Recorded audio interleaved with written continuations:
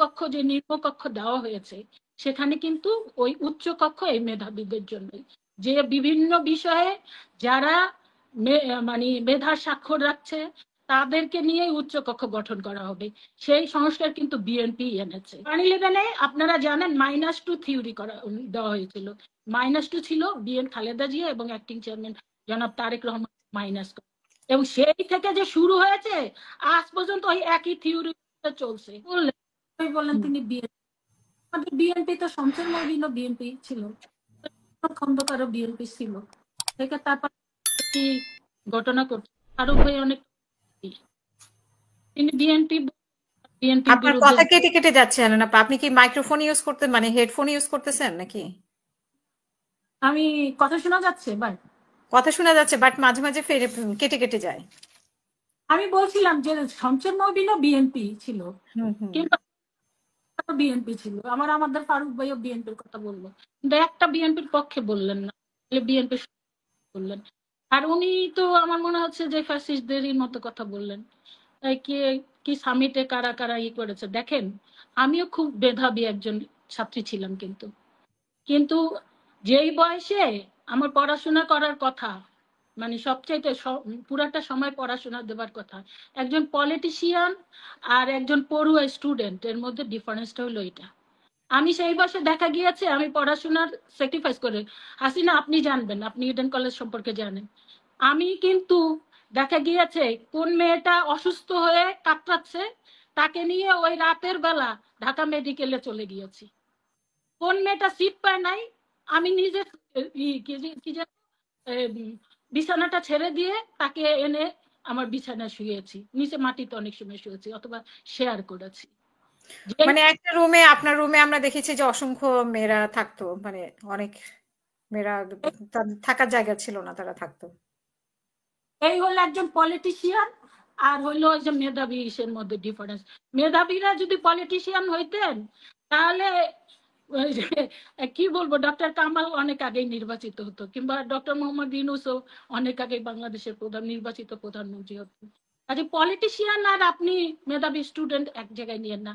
তারপরও এদেরকে সামনে রেখে বিএনপি যে 31 দফা দিয়েছে এবং সেখানে কক্ষ যে নিম্নকক্ষ দেওয়া হয়েছে সেখানে কিন্তু ওই উচ্চ কক্ষ এই মেধাবীদের জন্য, যে বিভিন্ন বিষয়ে যারা মানে মেধার স্বাক্ষর রাখছে তাদেরকে নিয়ে উচ্চ কক্ষ গঠন করা হবে। সেই সংস্কার কিন্তু বিএনপি এনেছে। আর সরার ভাইয়ের কথা বলি, সরার ভাই যেটা বললেন, সরার ভাইকে আমিও অসম্ভব ভালো জানি।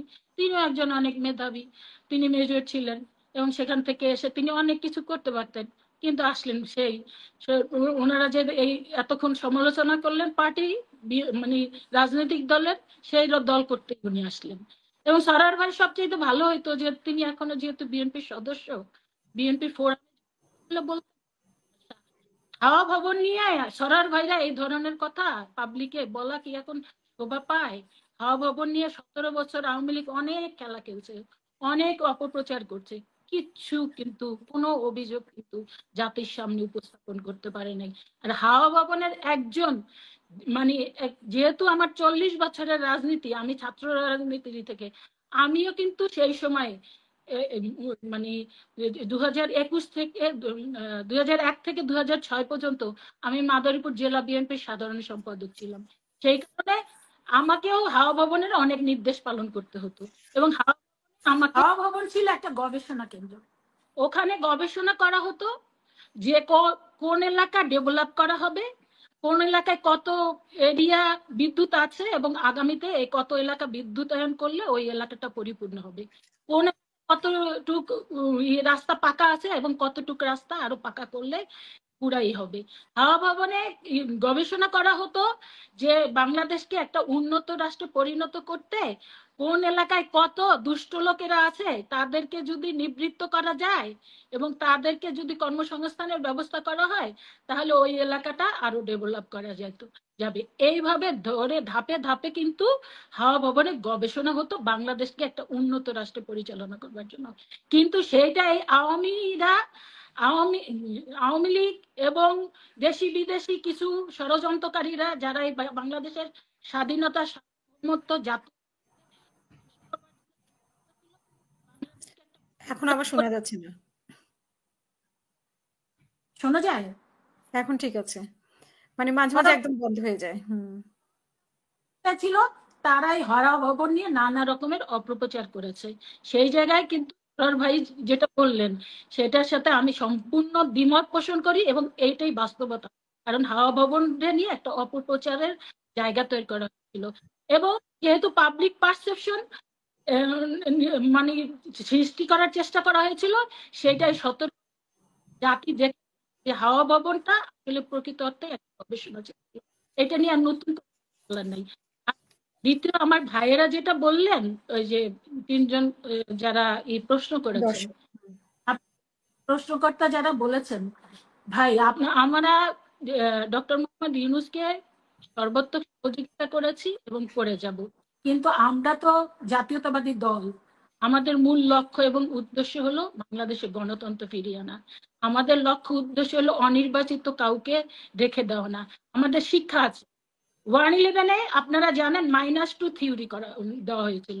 -2 ছিল বিএন খালেদা জিয়া এবং অ্যাক্টিং চেয়ারম্যান জনাব তারেক রহমান মাইনাস। এবং সেই থেকে যে শুরু হয়েছে আজ পর্যন্ত ওই একই থিওরি চলছে। বাংলাদেশকে রাজনীতিকরণ, এই যে রাজনীতি শূন্য, এটা খুব খারাপ জিনিস। এই যে আমার ভাইরা যে বললেন না, আপনারা গ্রামে গঞ্জে কতটা যান জানি না। আমি যেহেতু নির্বাচনমুখী একটা মেয়ে, আমি ইডেন কলেজে যেমন নির্বাচন করেছি, নির্বাচিত এমপি ভিপি হয়েছিলাম। আমি 2008 সালেও মাদারীপুর 2 আসন থেকে সরাসরি নির্বাচন করেছি। আগামী দিনেও হয়তো বা নির্বাচন করার ইচ্ছা আছে, দল যদি আমাকে নমিনেশন দেয়। কাজে যেহেতু নির্বাচনমুখী একটা মেয়ে, প্রতিটা মুহূর্তে, প্রতিটা ক্ষণ, প্রতিটা সময়, আমার 24 ঘন্টার মধ্যে 16 থেকে 17 ঘন্টা আমি কিন্তু আমার আমার নেতা কর্মী কিংবা সাধারণ মানুষের সাথে কন্টাক্টে থাকি। আমি জানি যে গ্রামগঞ্জের খবর কেউ রাখে না। এই যে আপনারা এই যে অন্তর্বর্তীকালীন সরকারের এত প্রশংসা করছেন, ঠিক আছে, এই প্রশংসা যেটা হয়েছে যে রমজানের সময় দ্রব্যমূল্যের দাম নিয়ন্ত্রণে ছিল, সেটা প্রশংসা করি। এই জায়গায় বিএনপিরও ভূমিকা ছিল, কারণ বিএনপিও সারা বাংলাদেশে চাঁদাবাজিটা